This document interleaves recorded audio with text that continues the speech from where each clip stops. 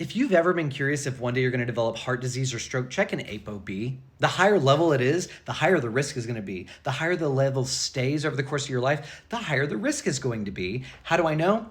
Let me introduce myself. My name is Jay Vintage. I'm a board-certified family medicine physician in Oklahoma City, and while I am not a cardiologist, I practice evidence-based medicine and I practice preventative cardiology, so you don't one day have to go into the cath lab if we can keep you away from it. So most doctors, they're going to get like a lipid panel on you at some point in time. Now, you can have screaming high cholesterol and no symptoms. You can have screaming high ApoB and no symptoms. Some people find out that they have developed heart disease for decades by dying in an ambulance. That is how a lot of people figure out. And while I'm not trying to give you scare tactics, I want to teach people the importance of understanding your level of ApoB along with your lipid panel.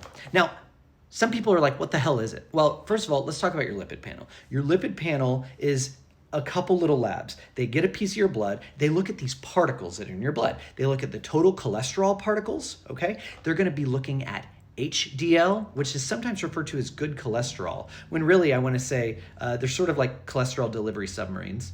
And then there's LDL, which people refer to as bad cholesterol. That's the stuff that gets pushed into the muscles of your arteries and develops plaques that one day rupture, form blood clots in your heart and your brain. And then you also have triglycerides, which also increase your cardiovascular risk, okay? Now, ApoB, I said these little LDL and HDLs, they're not cholesterol. They're like little submarines that carry cholesterol around your bloodstream.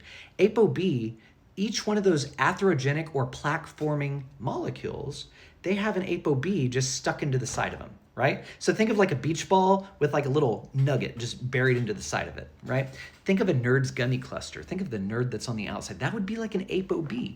And when your ApoB is high, we know that that is predictive of you currently putting plaque in your arteries, causing hardening and thickening of the arterial wall, one day building those plaques that can one day rupture and cause, again, heart attack, stroke, and other adverse cardiovascular events. So your doctor can actually check an ApoB by just drawing it along with your fasting lipid panel. The cool thing about ApoB though, is you don't need to be fasting for it to be accurate like we do with like LDL-C and triglyceride count. We could even trend ApoB as you change your diet and lifestyle. You switch more to more plant-based, you start running, you start doing some exercise in the gym, track your ApoB. So regardless of your particle size of your LDL and regardless of how high your HDL is, don't worry about that crap. Work with your doctor to learn to interpret your apolipoprotein B and keep heart disease out of your family.